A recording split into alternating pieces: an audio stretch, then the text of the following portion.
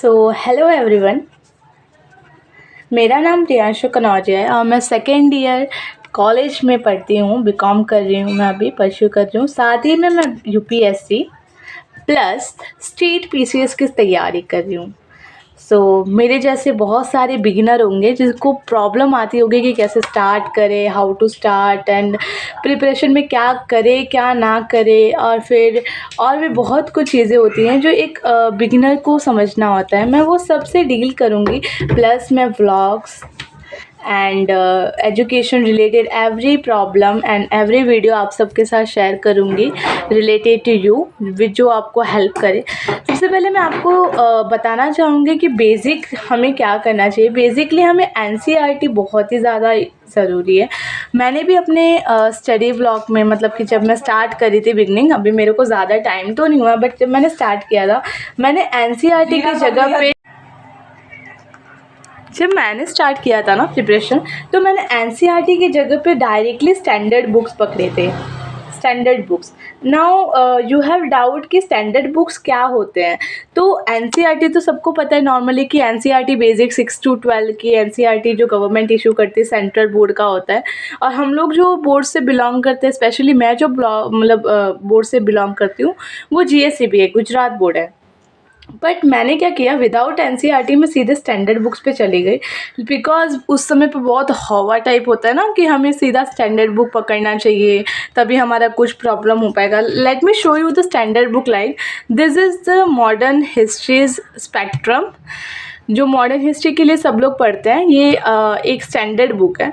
मैंने ये जब पढ़ना स्टार्ट किया तो सीरियसली मैं कुछ समझ नहीं पा रही थी, बिकॉज जो इसमें वर्ड्स थे ना, it is so much like मेरे को तो नहीं समझ में आए थे। पता नहीं कैसे सबको समझ में आ जाते होंगे, स्पेशली मुझे नहीं समझ में आते हैं। बट हाँ, अब मैं प्रिपरेशन कर रही हूँ मतलब एनसीईआरटी के बाद, तो मुझे बहुत सारी चीज़ें जो हैं वो कॉन्सेप्चुअली क्लियर हो रहा है। तो मैंने हिस्ट्री के लिए पहले ये पढ़ना स्टार्ट किया, बट सीरियसली मेरे माइंड में कुछ नहीं चल रहा था।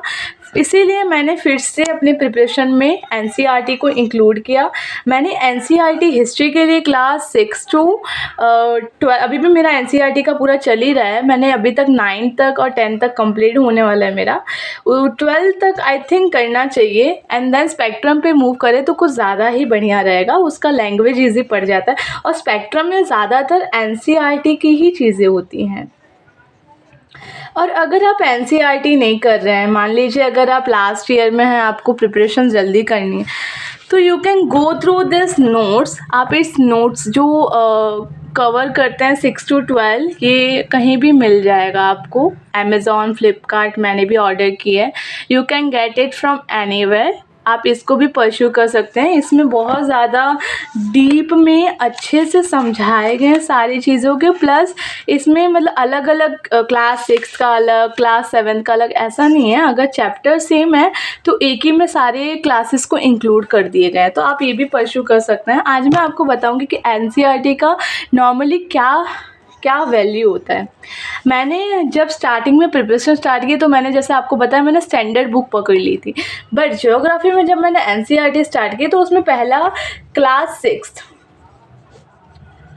का चैप्टर था।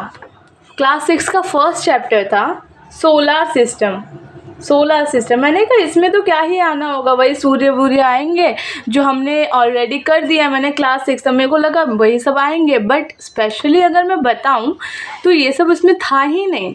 इसमें पता है मैंने स्टार्ट किया, मैंने सन बनाया, मैंने सारे मतलब कि जो भी प्लैनेट्स है, मर्क्यूरी, वीनस, अर्थ, मार्स, फिर मैं आपको ये बताऊंगी क्या, आपको लाइक अभी टेंशन नहीं लेना है।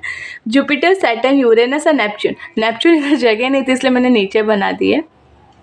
ये हमें नॉर्मली पता है कि 8 प्लैनेट होता है, एक सन होता है, और इसी से मिला के हमारा पूरा सोलर सिस्टम बनता है।